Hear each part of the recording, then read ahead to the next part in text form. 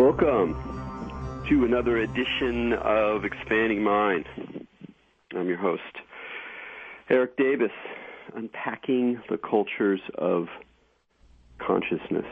One of the routes, of course, to exploring consciousness is through music. It's one of the ways that I think most of us, or ordinary folks as well as intrepid psychonauts, explore their emotions, their imaginations, the way in which culture can transform the ordinary world into a place of the sublime, the terrifying, the fascinating, and the groovy.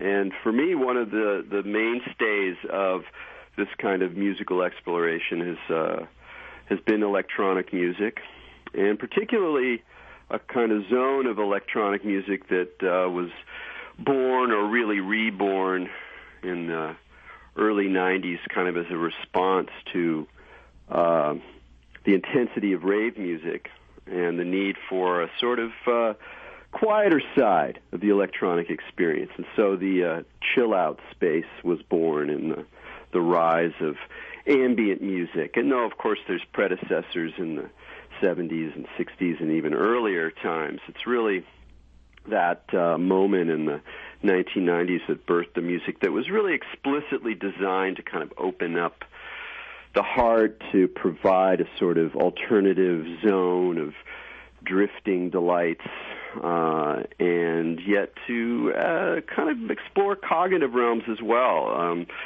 Sort of partly in response to that, there was the emergence of the unfortunately named genre of intelligent dance music, which has all sorts of problems which we don't need to go into because it's all old history at this point. But it basically signified people who were trying to use the same kinds of tools and techniques that people were using on the dance floor to provide other kinds of music for other sorts of spaces and other sorts of lives, not just ambient music, but all sorts of explorations of rhythm and timbre. And I listen to tons of this stuff, and I continue to listen to electronic music as it's gone through all sorts of changes. We don't need to talk about all the various dance genres that have come and gone and come back and gone again and come back yet again. But for me, I still remain interested in the sort of trippier, less beat-driven, more multidimensional spaces that can be opened up by electronic music. And I'm very, very happy today that we have Evan Bartholomew on the show, a.k.a. Bluetech, who for me has managed to, at the same time, keep alive and preserve a lot of what I've loved about electronic music over the last couple decades, but also continuing to change and transform and bring his wide variety of musical styles, tastes, and alternate identities to bear on the music he's making, as well as to take a lot of the feelings and hopes and dreams associated with this kind of music, ideas of expanded consciousness, of integration with nature, of spiritual discovery, and actually bring that to bear on his actions in the world and taking it out of the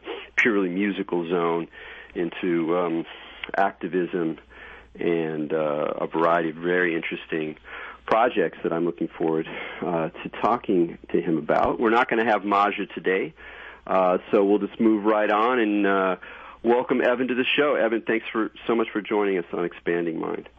Awesome. Thanks for having me, Erik. Yeah, it's really good. So I got to start out because I always like to find out like where people are, and I think you're calling from Hawaii. I know you've gone back and forth to living on Hawaii off and on, and I'd love to hear sort of how you wound up there again and what you're building out there, because I hear it sounds like a pretty excellent zone for a somewhat hermit-like musician like yourself who loves to be close to the land. My last mainland move was a very, very short one. I think I lasted about 10 months in Portland, and the constant gray just got me down. I couldn't imagine being anywhere else other than Hawaii, so I moved back and made this permanent home for me. You're on the Big Island? I'm on the Big Island, yep. Sweet. And so in some of the materials they said you're constructing a solar-powered studio. It sounds like you're not just rooting yourself in the place, but really trying to get in touch with the land and the local trees, and trying to make your own environment kind of reflect that zone. Yeah, I actually bought 3 acres here, and we're very, very close to finishing house and studio, which is 100% off-grid, solar-powered, built with trees that we harvested from the land, and trying to turn into a kind of retreat botanical estate, planting hundreds and hundreds of trees and bamboo and medicine plants and flowers and all kinds of stuff.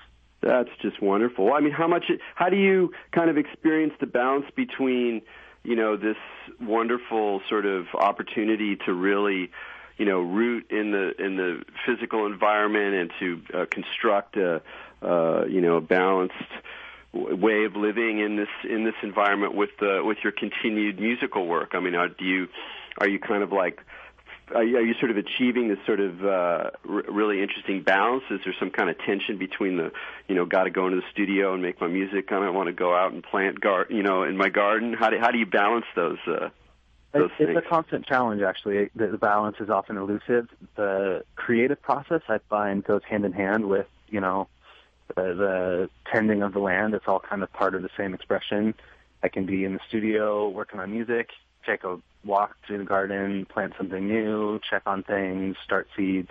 That all kind of feels organic. It's the kind of the disparity between this groovy organic life in Hawaii and having to get on a plane and do 9 cities in 10 days that is the big challenge.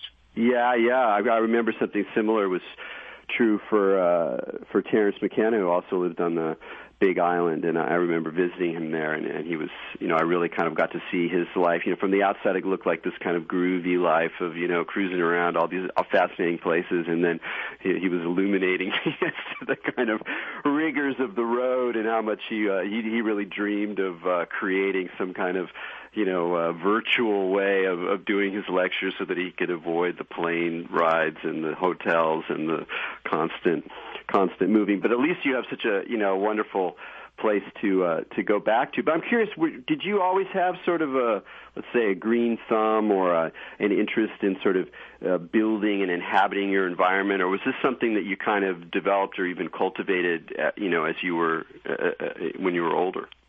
It really kind of sprang out of a response to being in Hawaii, getting out of the chaotic flow of the city and all the noise and compacted energy, and being in a place that moves differently, where you wake up with the sun and you fall asleep to frogs and you don't hear cars and helicopters and electronic signals.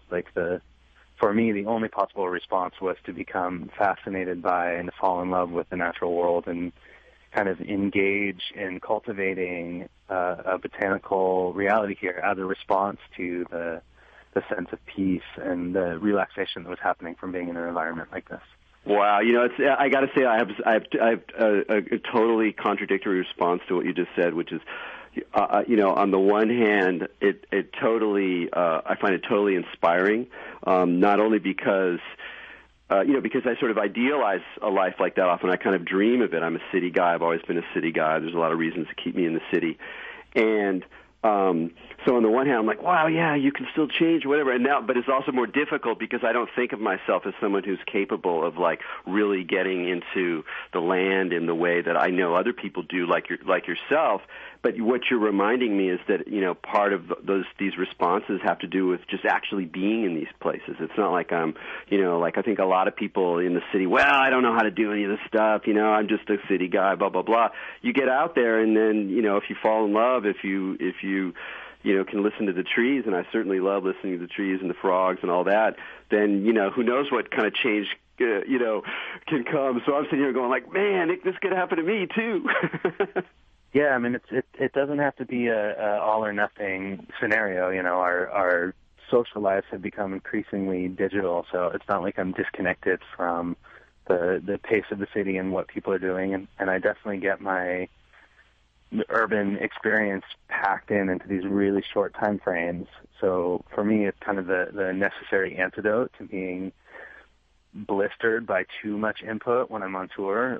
For me, the only way of functioning and finding that balance is to kind of pursue the opposite when I'm not on the road. Yeah, that's great. Well, I'm really happy for you that it sounds like it's really really rolling. I'm also curious, like, whether in some ways your music led you to this. I mean, it's always kind of a easy and also sort of a danger to project too much on a musician's music in terms of, understand, this is what they're going through, or this is what it means for them, because it means so many different things to so many different people. But even though you've almost exclusively dealt with electronic instruments, with pulling music out of circuits and out of sequencers and drum machines and out of the electric grid inside of devices, that there's always been a kind of organic thread and feel to your music. It's a lot of what people responded to. I remember your earliest recordings, they came out, they had this kind of special glow to them, and they really meant a lot to people because they heard something in there that I think you've allowed a lot of other people to explore, partly by way of example. But there's always been this kind of interesting organic tension there, and I'm like, but then it's sort of funny because you're making kind of organic music with these instruments that can seem, at least from the outside, to be sort of antithetical to the kind of vibe of a whatever, like a viola or a goat skin covered drum or something like that.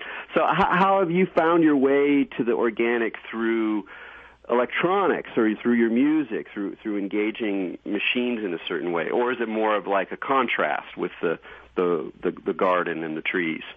I don't really see it so much as a contrast. I think at its very best, the music is an expression of soul, and for me, kind of pursuing that melodic narrative, whether it's a viola or a Moog synthesizer, has always been kind of paramount.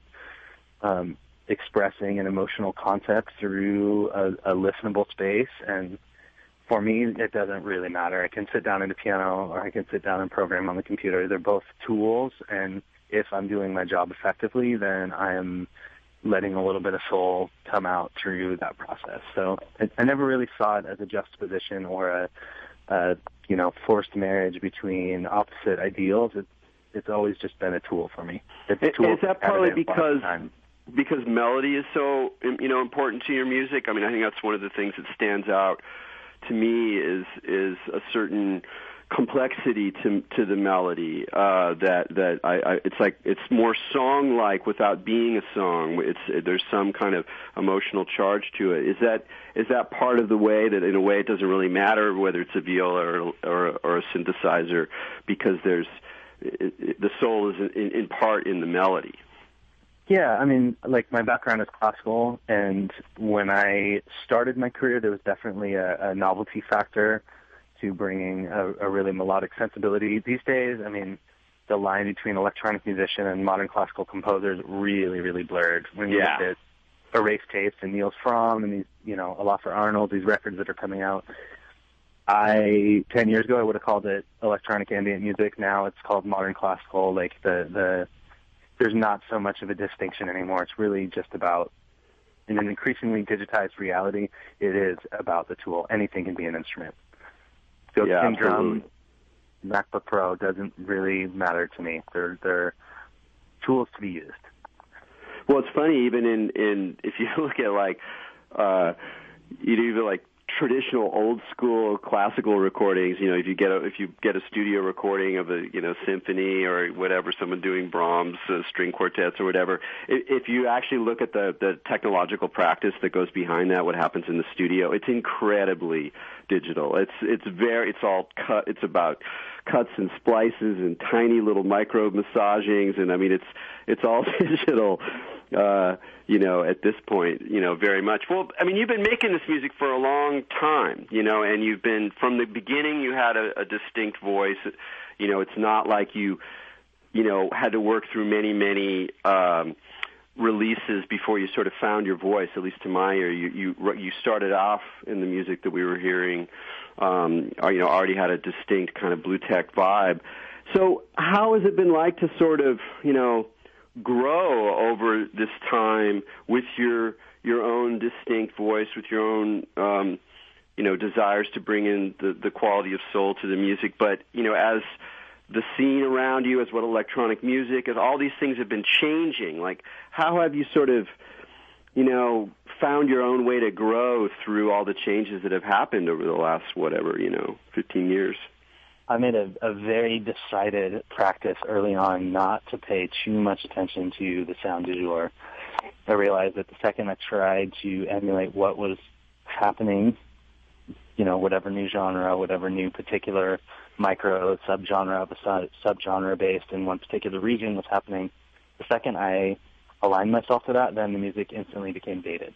So I've kind of just cultivated not an unawareness of what's happening, but I cultivate an unawareness in the studio of what's happening and really try to pursue what I'm feeling in the moment rather than writing music as a response to what other people are doing. I really don't want to be regional, and I don't want to be dated.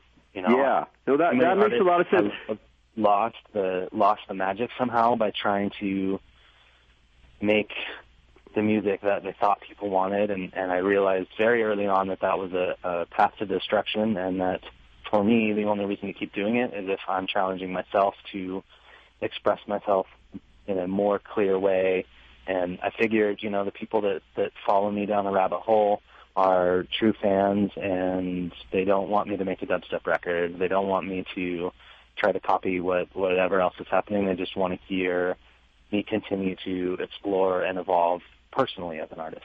Well, talk a little bit about how you've been able to maintain that conviction, in the sense that, has it been easy? Has it been difficult? Because I can only imagine that it's obviously it's challenging to make your living off of being a musician. It's particularly challenging in an environment like electronic music, where there's such a sense of trend, and particularly over the last few years with this explosion of EDM, and then you have people who are helping you out, and there's going to be some kind of pressure on one level or another to find your own variation, but to some extent to get a little bit more plugged into the way the ball is moving. And obviously you haven't. I mean, you dabbled in that direction, as you said, but you haven't done that. How difficult is that? And what sort of resources do you need to pull from in yourself or in your community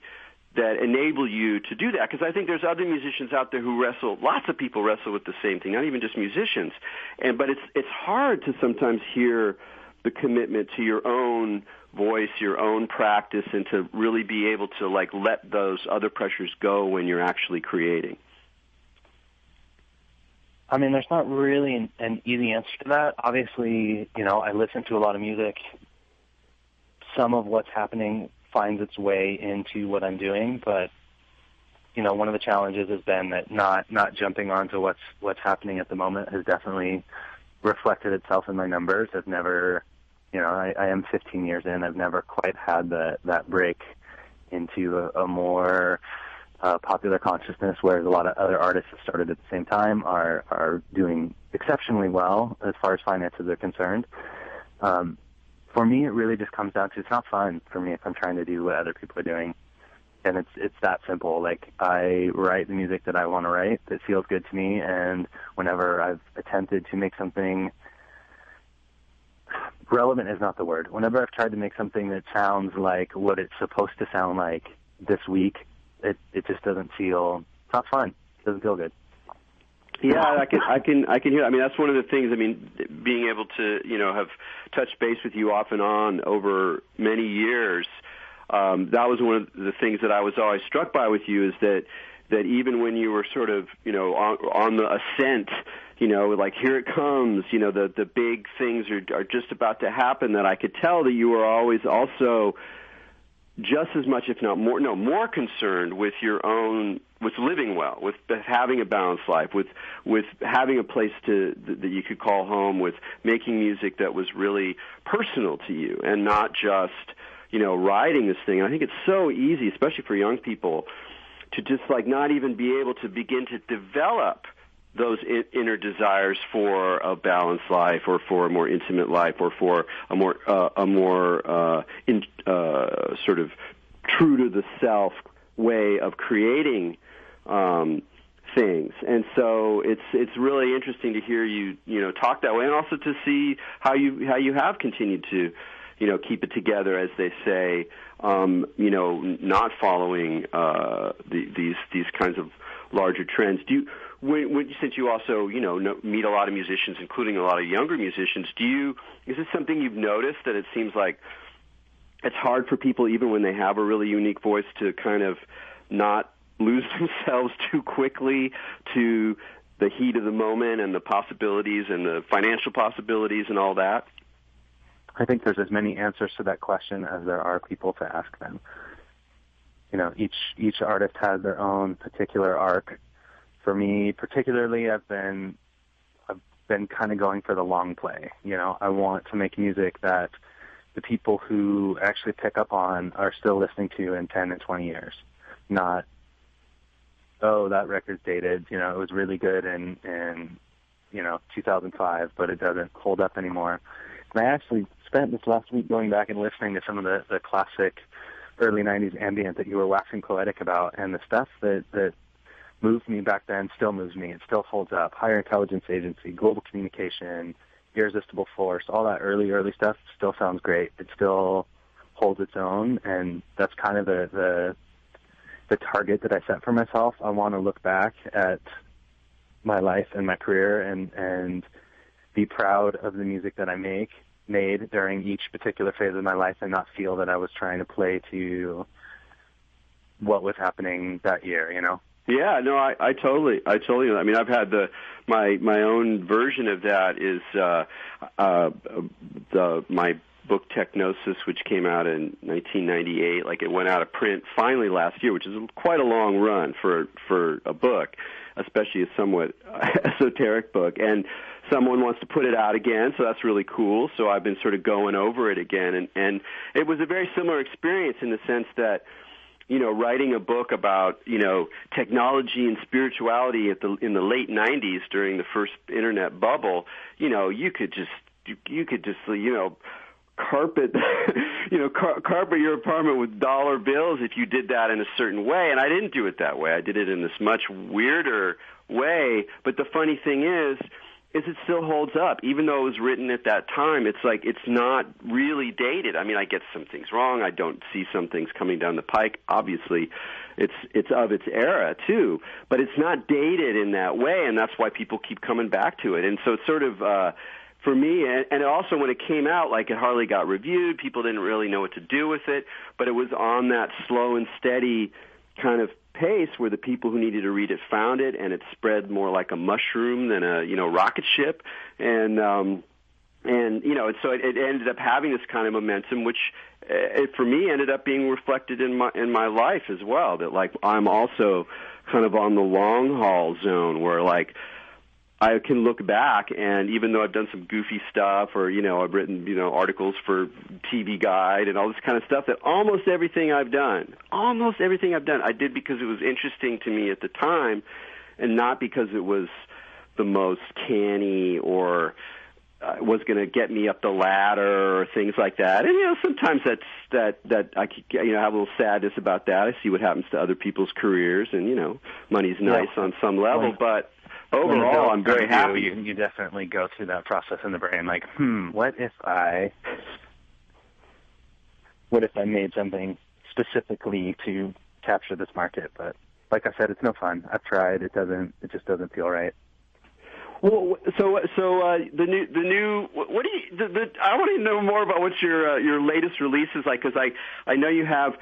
It's Space Op Chronicles Part 1, and there's multi-parts. It's an EP. And so is this kind of like an epic story that's going to unfold over multiple releases?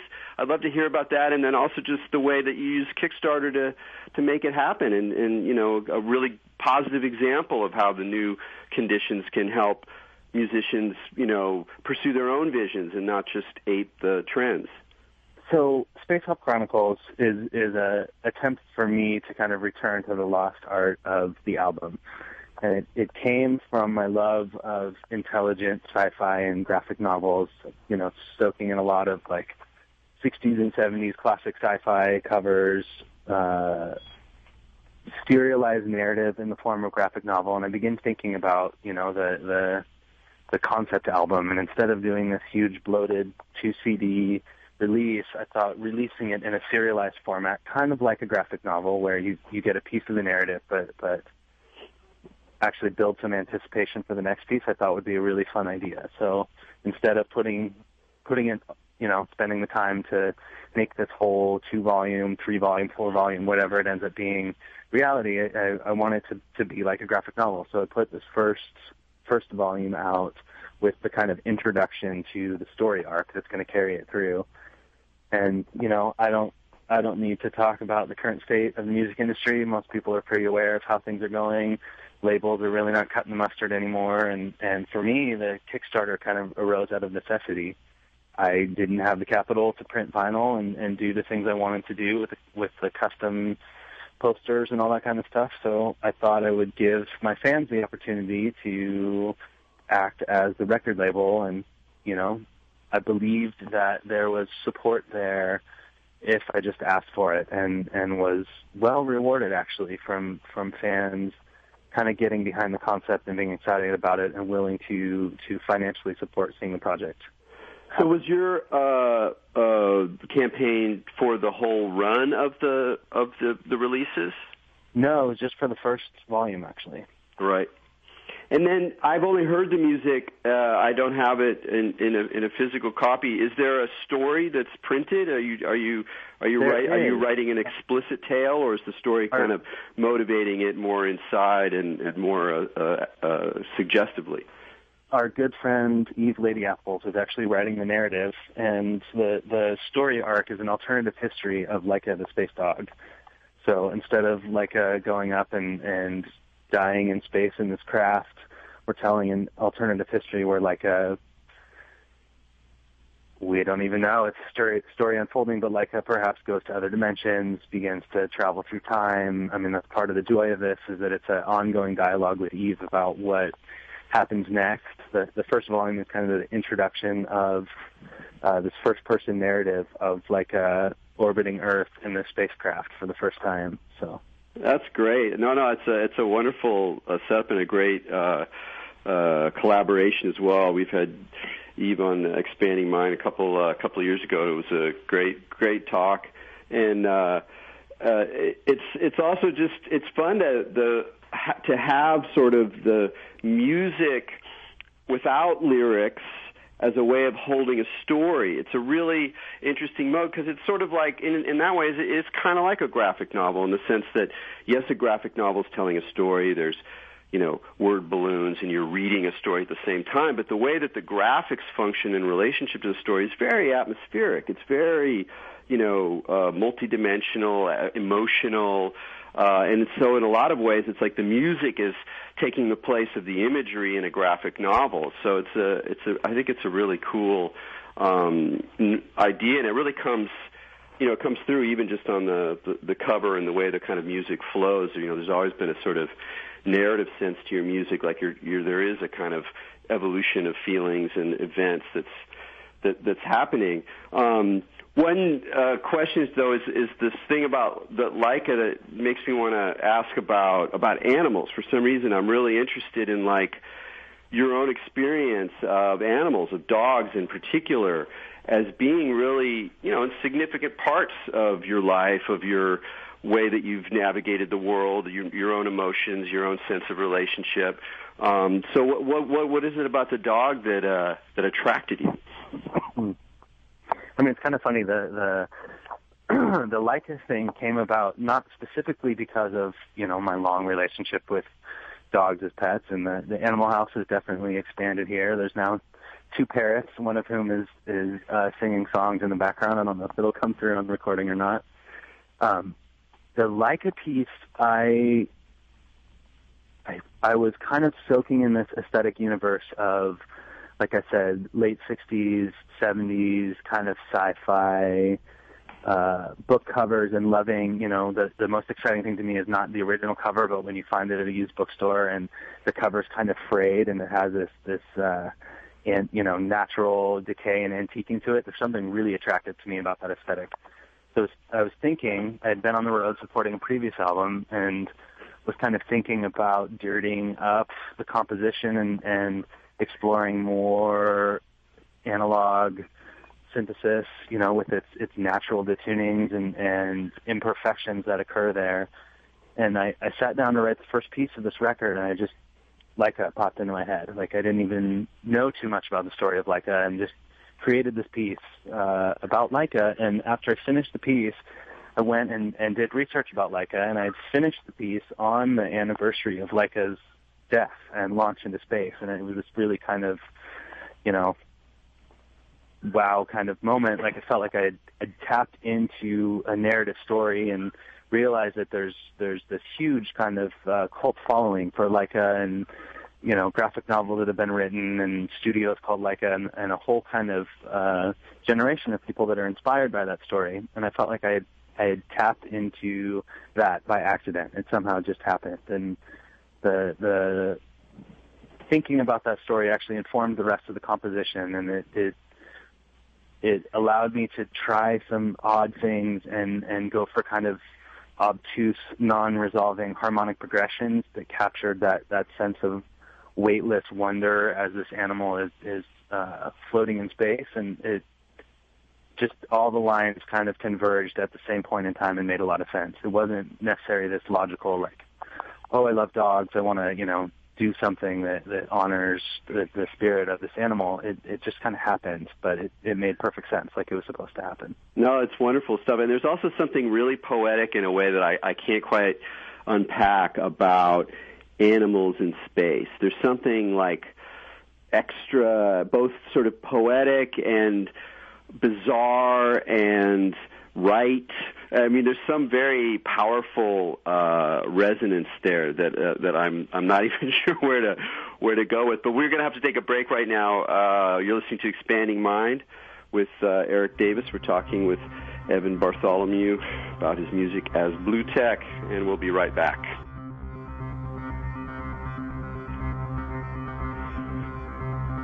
Welcome back to Expanding Mind on the Progressive Radio Network. I'm Erik Davis, and we're talking with Evan Bartholomew.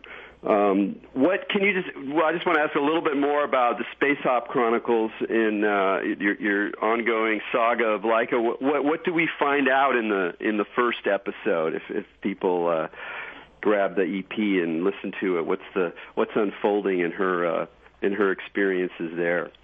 So the Bandcamp page actually has the introductory text. Unfortunately, iTunes doesn't include that, but the physical, the vinyl and the CD actually have that first narrative printed on there, and it would be a disservice of me to try to summarize that too much, because it's a piece that you've put a lot of work into. But the introductory scene, if this were a graphic novel, we don't do backstory. It kind of begins with Laika orbiting Earth in a spacecraft and thinking about the reality of humans who are supposed to be the masters of dogs, sending a dog into space for the first time to kind of test out space exploration and see if it is going to be safe for humans. And there's definitely a bit of melancholy and a bit of the natural world responding to the dominance of man in that introductory narrative. Sweet. Well, so what's the URL for that? Bluetech.bandcamp.com, and on the album description page, there's the first poem printed, or the first piece, I guess. Great. Well, what I want to stay with a little bit is that melancholy. I mean, it's something that a lot of people feel on all sorts of levels. I think a lot of animals feel it too. I think a lot of plants feel it too. And it's something that's really, I think one of the great challenges of where we are. I mean, on top of all the quote-unquote things to do, demands, actions, activism, all that, there's also a sort of emotional reckoning that we all have to go through, that even in the best, most amazing, most magical scenarios that we could possibly imagine of what actually happens on the planet at this point in history, there's still this extraordinary loss, extraordinary, painful, ripping sense of loss of species, loss of extraordinary wild places, the dominance of the crappiest of humankind's manifestations on the material plane. And it's some can be overwhelming. It can be despairing. It can be this sort of sense of hopelessness. And one of the things that I've heard in your music, but I also see in the work that you're doing outside of music, and the activist work you're doing, and the work online with nomad cultures, other things that we can talk about, that you're refusing that to both deny the melancholy and deny the great sadness, but also you're turning away from the kind of quietism that people can get into. Oh, there's nothing I can do. There's nothing to, what are we going to do? Okay, well, let's just go to another party and da-da-da. You're definitely not pulling that way. So I just, to shift a little bit away from the music, just to hear a little bit about you and how you've come to hear that call, hear that melancholy, and then have craft a response that's, definitely, making a mark that's heard out there.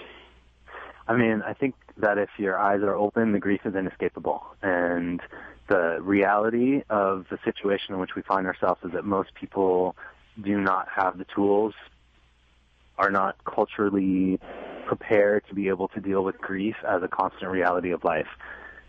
For me, I am not, as you said, I'm not going to turn away from that grief. And when you begin to actually come to terms with that and have an emotional reckoning about the situation in which we find ourselves in modern society, the only possible response is one of action.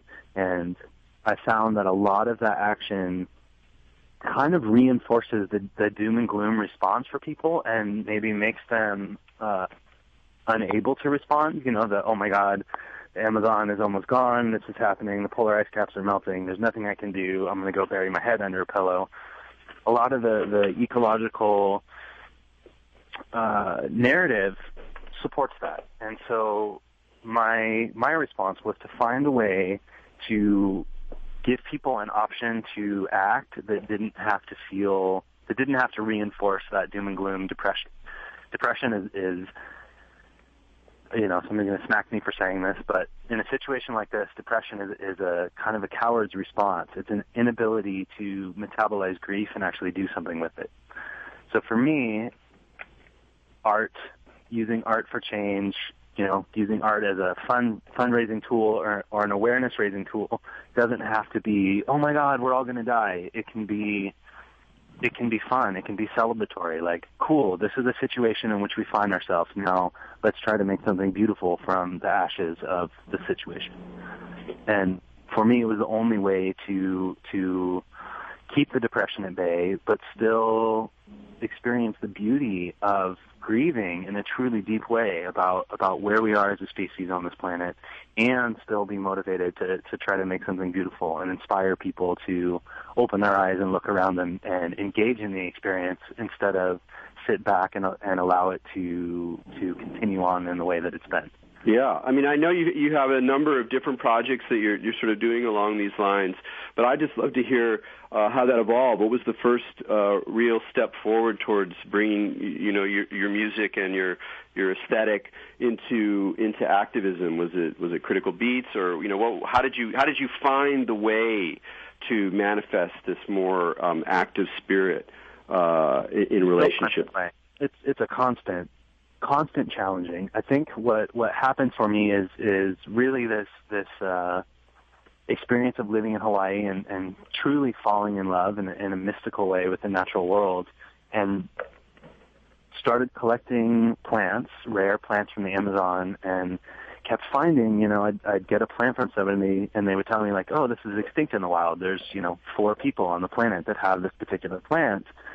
And it really opened my eyes to kind of the situation around the type of plants that I was collecting.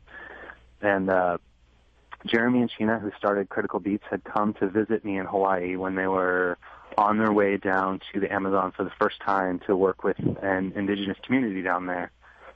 And the disparity between falling in love with the natural world and constantly burning fossil fuels on a plane from city to city to city just got too intense for me to deal with without some type of response, and I had previously had contact with them and knew that they were working on a project. So the first response, I guess, was the Rainforest Reverberation album, which was 100% of all funds donated to the Critical Beats project and the initiatives that they had in Ecuador.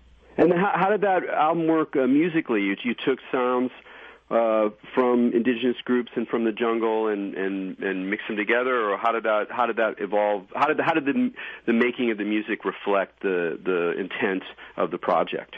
On that particular release, I had not had access to any of the field recordings they had done yet. It was just me in a studio writing something that I knew was not for building my hype and increasing my booking revenue for the year and, getting a single and satisfying a label. It was just writing music and putting stuff together that I knew was going toward a particular project.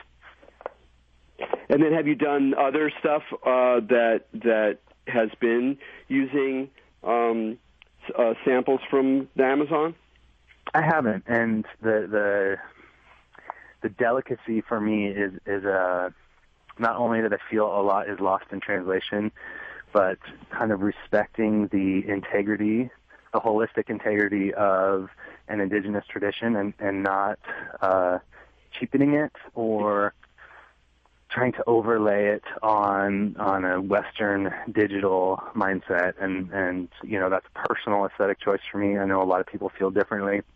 No, I'm actually really happy to hear you say that. I mean, that was probably why I was pressing on those lines, just to hear how you kind of navigated that, because if you're if you're a white American dealing with this, even if you're totally fallen in love and you're being as respectful as you can, that issue of appropriation, the issue of respect, the issue of behaving appropriately, it's kind of funny, appropriation and appropriate are so close, of behaving appropriately in relationship to these cultures and their expression is a very, very significant one, and it's one that I find sadly mangled in a great deal of, let's call it neo-tribal culture or festival culture. Among people who, if you actually talk to them, might have their heart in the right place and even sort of, be involved on some level or another. For me, there was a shocking experience at this one gathering where there was a bunch of sellers, market folks, and I walked in and I just didn't really notice what the shop was like, and I just went and they had some Shipibo cloth, and it was just a simple piece of, and it was clearly had been done for an export market. It had a kind of glossy quality, but, it was just a simple cloth, and I went, oh, this is going to be a beautiful ultra cloth that I can afford. And so I was really happy to have found this one piece and this one pattern. And then I looked around me, and I realized that same pattern was, used throughout the store on all these, like, sexy little hot pants and everything. And I was just like, oh, man, did you guys have to be so bold? And, you talk to the people, and they're like, yeah, and some percentage goes back to the people who are making it, da-da-da. And so, maybe that's an okay solution. I don't have a huge judgment against it, but I do feel like there's a sort of a challenge there for a lot of people or for the culture as a whole that really hasn't been dealt with appropriately. I mean, I'd love to hear your reflections on it, because I know you think really long and hard about this stuff, and you also see a lot of things. So, I mean, that particular story, unfortunately, a lot of the Shipibo designs you see at festivals are borrowed designs that are then manufactured in Bali at sub-minimum wages and sold for exceptionally high retail prices to people that come to music festivals. And I think one of the big challenges, and this has been a constant challenge with all the work that I do, is the fact that colonialism is inherently built into not only our language but our culture. From the myth of the noble savage to there's so many ways in just our cognition, our perception of the world is colonial in nature. And I've definitely had my butt handed to me on a platter when working with indigenous communities about even the passive approach and the language used, and even the most altruistic of activists often falls into colonial language when they're quote unquote helping the savages. And it's a dialogue that is not popular whenever I begin to have it, especially in festival culture, but it's one that I think needs to be addressed and it's a real conundrum, and the way that I experience it, and I have not gone out of my way to have much direct contact with indigenous communities, though I do read a lot of anthropology and indigenous accounts that are more intellectual or philosophically framed. So I'm familiar with a lot of the discourse around these issues, and the conundrum I see is that the only real, because both, there's because we have the noble savage, it means that even your most open-hearted, engaged, positive views are invariably coming from this colonialist background. That the only way to really go forward from that is to have direct engagement, to go there, get your ass kicked, develop a dialogue, sometimes have arguments, and then you actually practice, which is a hands-off, observe from a colonial perspective, right. Whether anthropology will acknowledge that it's coming from that perspective. When you are coming from a culture which is an individualist culture, quote-unquote, observing a culture which doesn't even have the verb to be, they define themselves in relationship to their surroundings and how they fit in the flux of connected things. Unless you are immersed, there's no way really to escape the colonial mind unless you completely engage and have contact and sit and share story with people living in a completely different frame of mind.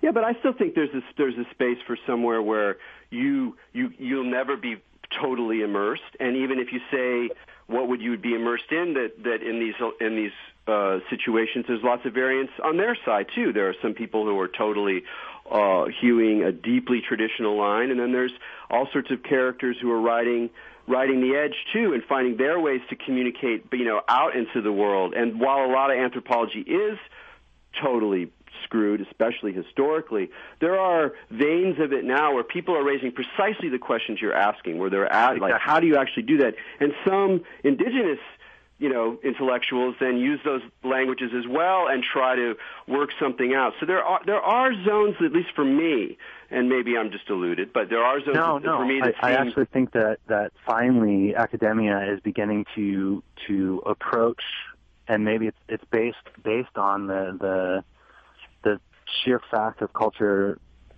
disappearing, the last few intact indigenous cultures, like on the verge of extinction, that Western anthropology, or anthropology in general, is really beginning to approach from a different perspective. Yeah, I hope so. But anyway, so that's the conundrum I'm bringing to you, is that unless you physically, personally go and really commit to working through all this crap, that it's like you say, it's sort of impossible to do. So how do you, when you have a larger culture, like something like festival culture, or people who are trying to, work for indigenous rights and and a lot of people, you need a lot of people to be doing that, but you can't have them all go down and share story. That's just going to overwhelm the situation, It's not possible. So how do we develop a way of thinking about it? How do I don't maybe there's no answer to it, but I know you've thought about this a lot, and you've made the decision to not just be somebody who looks at this from afar, maybe with romantic ideas, but to go there, go to the Amazon, make connections, share story, all that kind of thing. How have you come to feel about the best way for the larger culture, who has this attraction, who wants these people to flourish as much as possible, to not fall into these same colonialist traps? Is there any way? It's an ongoing process for sure. I mean, when I talked about removing the doom and gloom, I recognize that I'm one in probably 100,000 people that is able to go to the Amazon and work with an indigenous community, and even locally work with indigenous communities. I'm not trying to get everyone to go have an indigenous experience. I think that that's actually counterproductive and would cause a lot of problems. We can talk about ayahuasca tourism in South America is one of the problematic situations that has arisen from everyone running to have an indigenous experience. What my response was, make it fun, approach people where they're at, and the first hurdle I think that needs to be addressed is the feeling of helplessness and the depression about the state of the situation. So my work with Critical Beats, the projects that I'm working on now, are really about, here's art that you already like, here's something that you're already into, you get to support it, and it gets to support something bigger than yourself, and allow people a sense of ownership and contribution, which at least gets them out of a feeling of helplessness and provides resources for people that are on the ground and are able to go and have those meetings and have those dialogues to be able to do the work that they want to do. Yeah, that's great. Well, and then another aspect of that work for you, I can only imagine, is nomad culture. Tell me a little bit about this website, magazine. What's the idea there? How did that get started? So that got started because I made a very realistic post about the Basement Dubs album and just said, hey, cool, look, there's, at that point, I think there was 30,000 people on my Facebook page. Like, okay, 30,000 people on the Facebook page. This is how many hours I put into this particular album.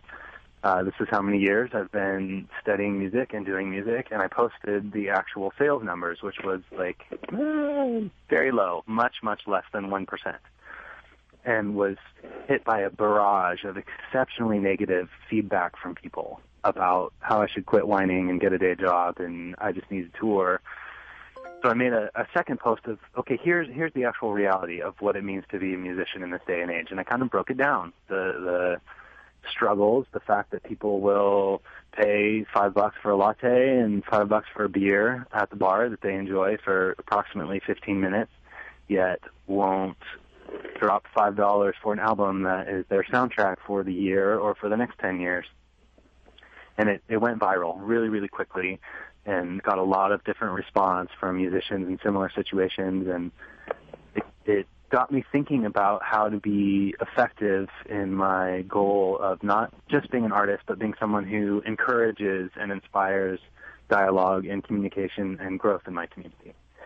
And talked to my friend Lily at Harvard, who has been struggling with a lot of these same issues, figuring out where she wants to publish, not sure that publishing in academic journals is really the best route for her. And we kind of just backstage in one of my shows in Boston had a pinky promise that we were going to create a platform to feature artists, musicians, activists, intellectuals, thinkers, academics, a place for them to publish that was more of a pop format, again, continuing with this theme of making activism accessible by not making it dry and doom and gloom, but celebrating people that are actually doing work, and in whatever format that is. So Nomad Culture is an attempt to make an online tapestry of culture, of people, whatever it is, activism through hip-hop, working with indigenous communities, making art that matters, just kind of make the net, make the focus much larger and inclusive, and get away from the doom and gloom and shine a light on positive change, positive action. Positive it's amazing, and I mean, it's sad to say when I hear you talk and when I see, read through some of the articles on the site. I was listening to Alain de Botton on the radio the other day, and he has a new book about the news, and he's very critical of certain aspects of the news. And one of the things he said was, he says, look, I think the news, what it should do is to help societies flourish.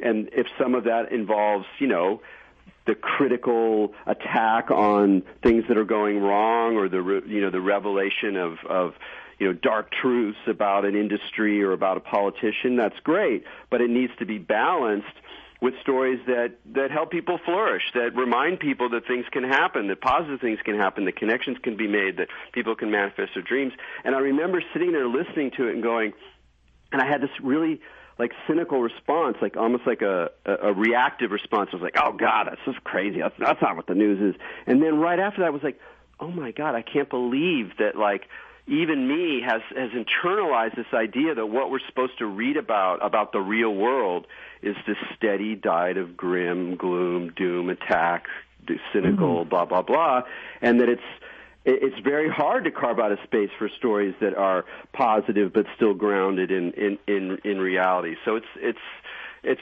good work. But it's tough too. It's really tough. It's amazing how much we're addicted to the doom and gloom, as you put it.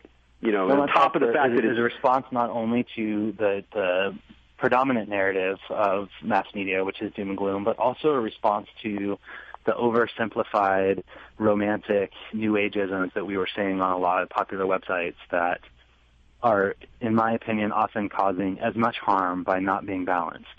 Like having a discerning, critical approach to issues is really important. Not, oh my God, look, beautiful Shipibo designs on your underwear, but actually looking at like, okay, those designs are beautiful, but there's a deeper story, and let's actually talk about what that means, what that looks like to borrow a design from another culture. Doesn't have to be doom and gloom, doesn't have to be negative and heavy-handed, but we wanted to provide a more critical thinking-based reflection of both some of the beautiful things that are happening in culture and some of the problematic areas in which new culture is picking and choosing the pieces that they want from indigenous communities. Yeah, that's just really beautiful. I want so much more of that. I mean, it's a tough path, but it's got to happen. This sort of balance of criticality and heart, and you got to have both elements. And if you just have one or the other, if you just have the heart, you're going to waltz into delusion. If you just have criticality, then you're dealing with that despair and depression that we talked about, or shame even. And it's that fine line between the two that really needs to come through. And kudos to you for trying that on top of all the other stuff, all the other stuff that you're doing. And we just got a minute here left. Maybe that's the question. You're involved with a lot of stuff and a lot of heavy stuff, as well as a lot of really creative, expanded thing. What's the source that lets you keep doing that? We got a minute here, so just like what do you attribute that to? Just simply, I'm in love with the world. It's has all the challenges of being in a love relationship, being hurt, being inspired, being tragically crushed by beauty, and the only way that I see how to live my life is to respond. Well, that's beautiful, man. I really thank you for your words and for giving us your time. I really appreciate you being on the show. Awesome. Thanks so much, Erik. All right, and you can find out more Bluetech online and check out Nomad Culture as well, and you can go give a listen to Space Hop Chronicles, which I really recommend. I'm looking forward to the rest of the series. So from me to all you out there, keep your minds open.